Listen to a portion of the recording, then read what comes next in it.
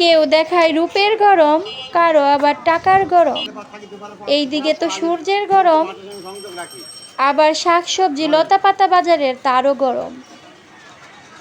এত গরম কেন রে ভাই? চতুর্দিকে শুধু গরম আর গরম। হায় রে গরম! এইদিকে যে জিনিসটাই ধরতেছি সেটারই গরম।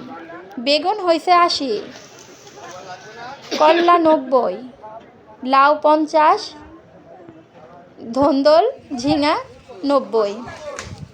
হায় রে বাজার!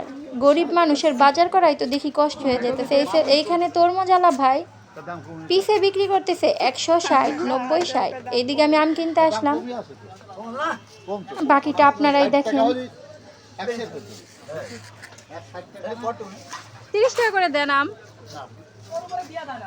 তারপরে যাই হোক, অল্প কিছু বাজার কিনে বাসায় চলে আসলাম। এই তো জীবন, এটাই বাস্তব।